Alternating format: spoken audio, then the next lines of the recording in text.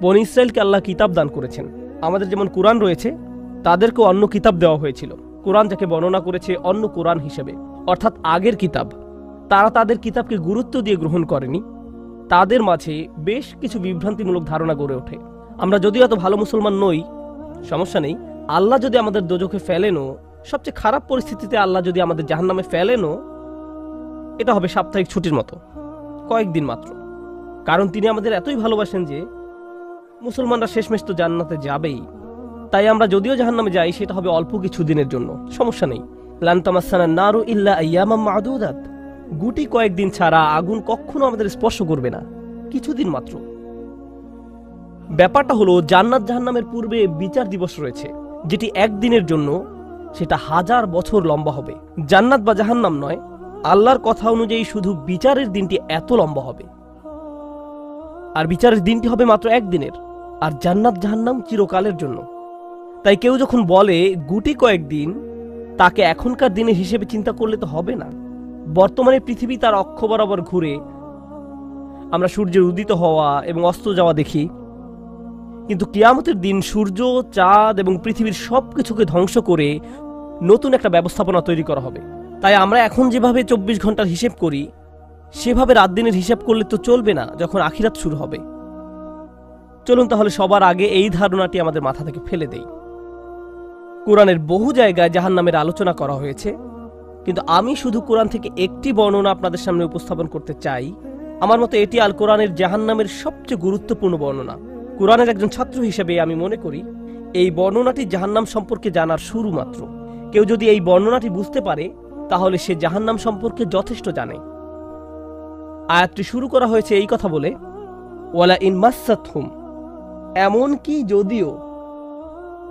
যখন আমরা বাংলায় বলি যদি আমি সেখানে যাই, যদি আমি সেখানে যাই, তাহলে তোমার সাথে দেখা হবে। কিন্তু কেউ যখন বলে যদিও আমি যাই, এর মানে হলো যাওয়ার সম্ভাবনা ক্ষীণ। তাই আয়াতটি যদিও দিয়ে শুরু হওয়ার মাধ্যমে এমন কিছু ঘটার সম্ভাবনা কমিয়ে দিয়েছে।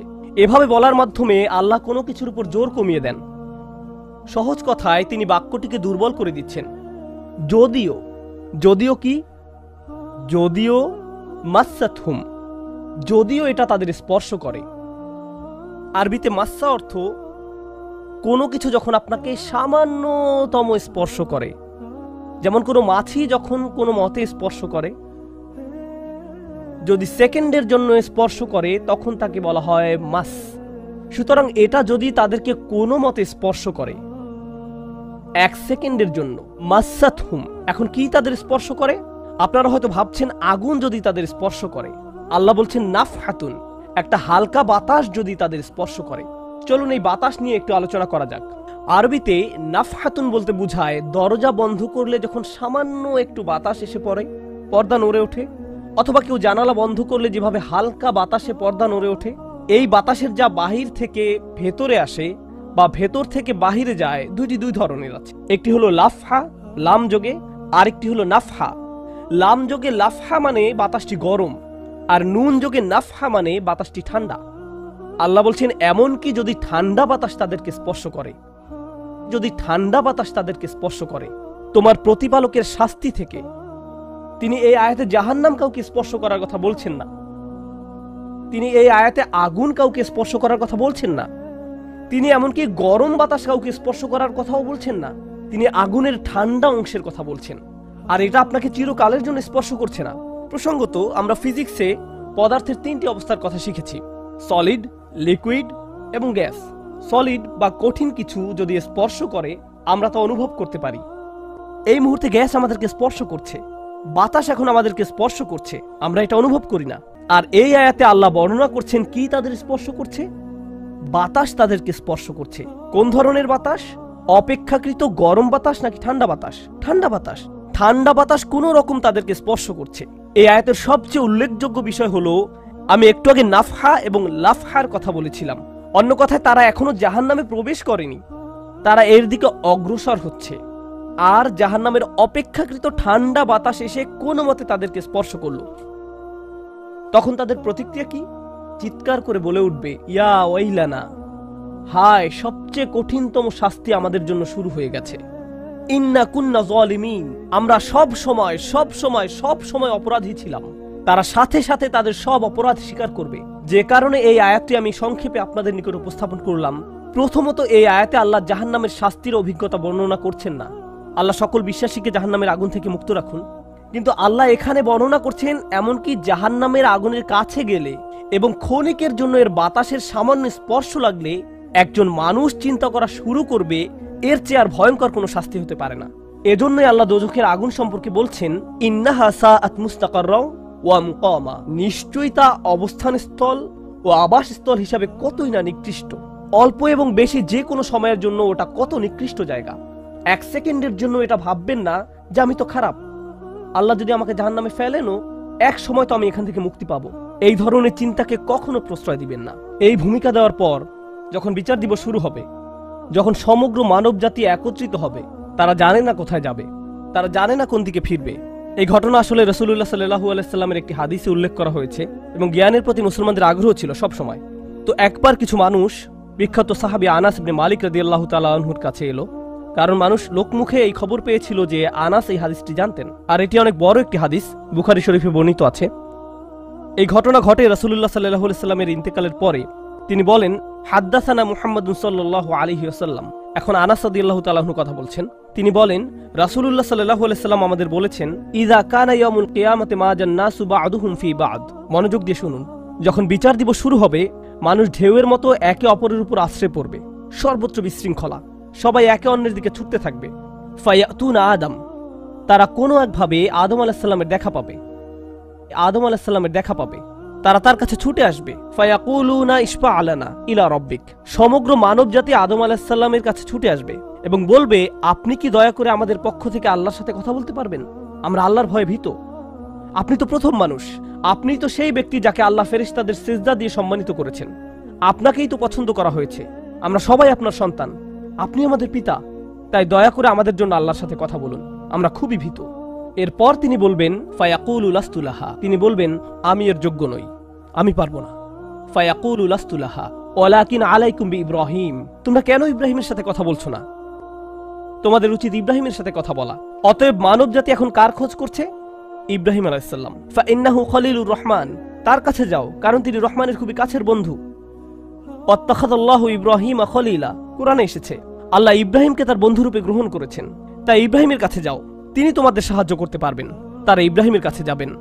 ফায়াতুনা ইব্রাহিমা ফায়াকুলু লাস্তু লাহা, তারা ইব্রাহিমের কাছে গেলে তিনি বলবেন, আমি এর যোগ্য নই, আমাকে এই কাজের জন্য তৈরি করা হয়নি, আমি তোমাদের জন্য আল্লাহর সাথে কথা বলতে পারবো না।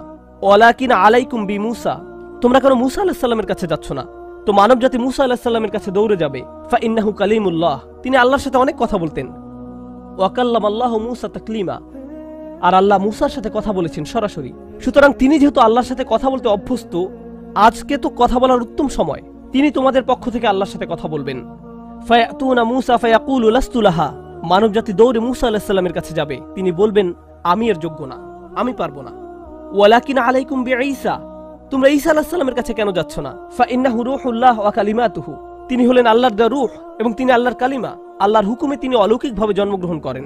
কুন ফায়াকুন, অতএব তিনি যেহেতু সকল রাসূলদের মাঝে বিশেষ মর্যাদার অধিকারী, তার কাছে যাও, তার সাথে কথা বলো। সকল মানুষ দৌড়ে ঈসা আলাইহিস সালামের কাছে যাবে। ফায়াকুলু লাস্তু লাহা, তিনি বলবেন, আমি পারবো না, এই কাজ আমার জন্য নয়, আমাকে এই কাজের জন্য তৈরি করা হয়নি। তারপর তিনি বলবেন, ওয়ালাকিন আলাইকুম বিমুহাম্মাদিন সাল্লাল্লাহু আলাইহি ওয়াসাল্লাম, মানব জাতি তোমাদেরকে মুহাম্মদ সাল্লাল্লাহু আলাইহি ওয়াসাল্লামের কাছে যেতে হবে। মানুষেরা তখন রাসূলুল্লাহ সাল্লাল্লাহু আলাইহি ওয়াসাল্লামের কাছে যাবে। এখন রাসূল সাল্লাল্লাহু আলাইহি ওয়াসাল্লাম আমাদের বলছেন, ফায়াতুনি ফাআকুল, সবাই তখন আমার কাছে আসবে আর আমি তাদেরকে বলবো। এখন রাসূল সাল্লাল্লাহু আলাইহি ওয়াসাল্লাম আমাদের বলছেন, আনা লাহা, আমার জন্য এই কাজ, আমি এই কাজের যোগ্য। আনা লাহা ফাআস্তাযিনু আলা রাব্বি। প্রসঙ্গত আমি আপনাদেরকে আরো বলার পূর্বে বিচার দিনের একটা দৃশ্য হলো, আল্লাহ বলেন, ইয়াউমা ইয়াকুমুর রূহু ওয়াল মালাইকাতু সাফফান লা ইয়াতাকাল্লামুনা ইল্লা মান আযিনা লাহুর রহমান ওয়া ক্বালা সাওয়াবা। যেদিন রূহ ও ফেরেশতাগণ সারিবদ্ধভাবে দাঁড়াবে, এমন এক সময় থাকবে যখন কেউ কথা বলতে পারবে না। এমন এক ধরনের নীরবতা, এমন নীরবতা বিরাজ করবে যার কথা মানবজাতি কোনোদিন শোনেনি। এমন ধরনের নীরবতার অস্তিত্ব কখনো কোনোদিন ছিল না।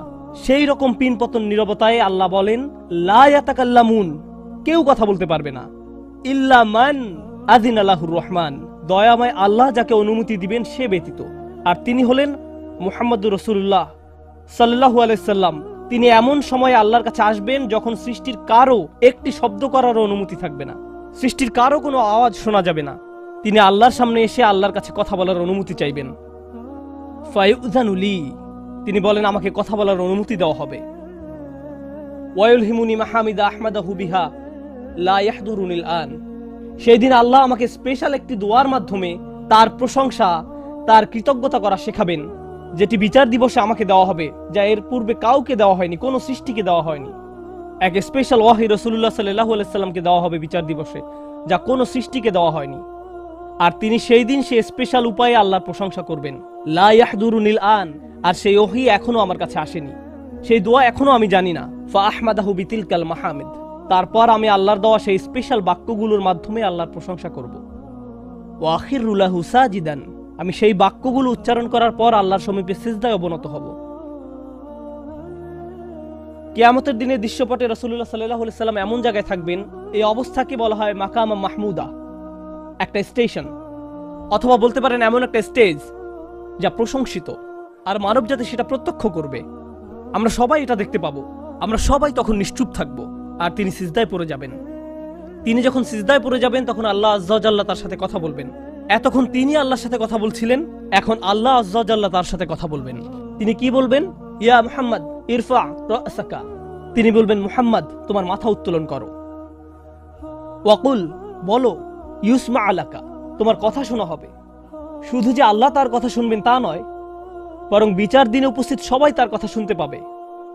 ইউসমা আলাক, তারপর আল্লাহ বলেন ওয়াসাল তুতা, চাও তোমাকে দেওয়া হবে, তুমি যা চাও দেওয়া হবে। কিয়ামতের দিন আল্লাহর একটি সৃষ্টি কেমন পজিশনে থাকলে আমরা সবাই যখন আল্লাহর নিকট ভিক্ষা চাচ্ছি, আতমিম লানা নূরানা ওয়াগফির লানা, হে আমাদের পালনকর্তা আমাদের নূরকে পূর্ণ করে দিন এবং আমাদেরকে ক্ষমা করুন, এই কথা বলে আমরা আল্লাহ আযজা ওয়া জাল্লার কাছে কাকুতি মিনতি করতে থাকব। আর এখানে আল্লাহ তার এই সৃষ্টিকে বলছেন তুমি চাও, তুমি যা চাও আমি দিব। সাল তুতা, এই হলো আমাদের রাসূল সাল্লাল্লাহু আলাইহি সাল্লাম। তারপর আল্লাহ বলবেন ওয়াশফা, তুমি যদি কারো পক্ষ থেকে কথা বলতে চাও, তুমি যদি কারো ব্যাপারে সুপারিশ করতে চাও, যাও সুপারিশ করো। তুশাফা, আমি তোমাকে অন্য মানুষদের পক্ষ হয়ে কথা বলার অধিকার দিলাম। তুশাফা, এই গ্যারান্টি আল্লাহ তার রাসূল সাল্লাল্লাহু আলাইহি সাল্লামকে দিয়েছেন। ফাকুলু ইয়া রব, তখন আমি বলবো ইয়া রব, উম্মতি উম্মতি, তিনি সর্বসাকুল্যে এই কথা বলবেন, এটাই তার সম্পূর্ণ বাক্য, আমার উম্মাহ আমার উম্মাহ, আমার মানুষ আমার মানুষ। কিয়ামতের দিন সবাই বলবে নাফসি নাফসি, আমি নিজে আমি নিজে আমি নিজে। আল্লাহর নবীরা যারা মানুষকে আল্লাহর দ্বীনে আনার জন্য দিবারাত্রি পরিশ্রম করে গিয়েছেন, যেমন ইব্রাহিম আলাইহিস সালাম, যার এই দুনিয়ায় থাকাকালীন সময়ে শুধু একটাই উদ্বেগ ছিল মানুষের মুক্তি, বিচারের দিনে তিনি বলবেন না, যাও অন্য কোথায় যাও, যাও মুসার সাথে কথা বলো। মুসা আলাইহিস সালাম যিনি বনি ইসরাইল নিয়ে চিন্তিত ছিলেন, তিনি বলবেন না, যাও ঈসার সাথে গিয়ে কথা বলো। আর আমাদের রাসূল সাল্লাল্লাহু আলাইহি সাল্লাম বলবেন, প্রসঙ্গত কোরআনে কিয়ামত দিবসের যে ভয়াবহতার কথা বর্ণনা করা হয়েছে তা একবার চিন্তা করে দেখুন। ইয়াউমা তারাউনাহা তাযহালু কুল্লু মুরদিআতিন আম্মা আরদাআত, প্রত্যেক মা যে তার বাচ্চাকে দুধ খাওয়াচ্ছে তার বাচ্চাকে ফেলে দিবে যেন সে কিছুই না। ইয়াফিরুল মারউ মিন আখিহি ওয়া উম্মিহি ওয়া আবিহি, সেদিন মানুষ তার ভাইয়ের কাছ থেকে পালাবে, মায়ের কাছ থেকে পালাবে, বাবার কাছ থেকে পালাবে। ওয়া সাহিবাতিহি ওয়া বানিহি, তার স্ত্রীর কাছ থেকে পালাবে, ছেলেমেয়ের কাছ থেকে পালাবে। আপনাদের কেউ কেউ হয়তো ইতিমধ্যে স্ত্রীর কাছ থেকে পালিয়ে বেড়ান, তাই আপনাদের কাছে হয়তো এটা অতটা ভীতিপ্রদ নয়। এই আয়াত হয়তো আপনার জন্য ভয়ের নয়, কেউ কেউ ভাবছে অবশেষে। যাই হোক, সমস্ত গুরুত্বের সাথে সেই দিন সবাই কাকে নিয়ে উদ্বিগ্ন থাকবে? নিজেকে নিয়ে। প্রকৃতপক্ষে সেদিন প্রত্যেক ব্যক্তি বলবে ওমান ফিল আরদি জামিআ সুম্মা ইউনজিহ, সবাইকে জাহান্নামে নিয়ে যান এবং বিনিময়ে আমাকে জান্নাতে প্রবেশ করতে দিন। এটাও কোরআনে এসেছে। মানুষ সেদিন এমন মরিয়া হয়ে উঠবে, সেদিন একজন মানুষ আল্লাহর সাথে কথা বলবেন, আর প্রথম যে শব্দগুলো তার মুখ থেকে উচ্চারিত হবে তা হলো উম্মতি উম্মতি। আপনার জন্য আপনার রাসূলের ভালোবাসা এমনই প্রকার সাল্লাল্লাহু আলাইহি সাল্লাম, আমার উম্মাহ আমার উম্মাহ। যদি আমরা তাকে ভালোবেসে থাকি, তাহলে যেই উম্মতের জন্য আল্লাহ রাসূলের এত ভালোবাসা, সেই উম্মতের জন্য আমাদের অন্তরে কিভাবে এত ঘৃণার বাস হয়? কিভাবে সম্ভব এটা? কিভাবে আমাদের পরস্পরের প্রতি এত ক্রোধ, বিচার, সমালোচনা, বিভক্তি, বিদ্বেষ, অনুমান, অহংকার। আর এই মানুষগুলো দাবি করে তারা রাসূলুল্লাহ সাল্লাল্লাহু আলাইহি সাল্লামকে ভালোবাসে। এইসব তুচ্ছ বিষয় ভুলে যেতে এই ভালোবাসা কি যথেষ্ট নয়? আমাদের কোন পার্থক্যগুলো এর চেয়ে বড়? তো যখন রাসূলুল্লাহ সাল্লাল্লাহু আলাইহি সাল্লাম বলবেন উম্মতি উম্মতি, আল্লাহ সুবহানাহু ওয়া তাআলা বলবেন ফায়াকুলু ইনতালিক, এগিয়ে যাও, ফাআখরিজ মিনহা মান কানা ফি কলবিহি মিসকালা শাইরাতিন মিন ঈমান। মনোযোগ দিয়ে শুনুন, যাও এখান থেকে বের করে নাও যাদের অন্তরে ঈমান আছে, এমনকি এখানে শারিয়া মানে বার্লি দানা, যা সামান্য একটু লম্বা হয়, যাদের অন্তরে এতটুকু পরিমাণ ঈমানও আছে, যে কোনো ঈমান যদি তাদের অন্তরে থেকে থাকে তাহলে তাদেরকে বের করে নাও। আপনি এগিয়ে যান এবং বের করে নিন। দৃশ্যপটটি কল্পনা করুন, রাসূলুল্লাহ সাল্লাল্লাহু আলাইহি সাল্লাম মানুষকে রাখছেন, যাও যাও যাও, তিনি তাদেরকে সরিয়ে নিচ্ছেন। কিছু মানুষকে নিয়ে যাওয়ার পর ফেরেশতারা থামিয়ে দিলেন, কারণ কারো কারো ঈমান এর চেয়েও ছোট। সামান্য পরিমাণ ঈমান বলতে আসলে কি বোঝায়? কেউ একজন হারাম কোনো কাজে যুক্ত ছিল, সে ভয়ানক কিছু একটা করছিল, কাজটা করে ফেলার পর তার মনে অনুশোচনা জাগ্রত হলো, তার ভেতর থেকে কিছু একটা বলছে এটা খারাপ কাজ, আমার এটা করা উচিত নয়, আল্লাহ আমাকে এটা সম্পর্কে জিজ্ঞাসা করবেন। তারপর কোনো একভাবে তার এই চিন্তাটাকে সে দমিয়ে দিল, থাক এখন চিন্তা করার দরকার নেই। কিন্তু পরবর্তীতে সে আল্লাহর কাছে দোয়া করে বলল, ইয়া আল্লাহ, আমি জানি না কিভাবে এই কুঅভ্যাস থেকে বাঁচবো, আমাকে এর থেকে মুক্তি দিন। আমি চাই না এটা আমার জীবনে আর ঘটুক, কিন্তু তবু আমি এটাতে আটকা পড়ে আছি। অতি ক্ষুদ্র ঈমান তার ভেতর থেকে চিৎকার করছে, অন্য কেউ এটা শুনতে পারছে না, তার অন্তর এটা শুনছে।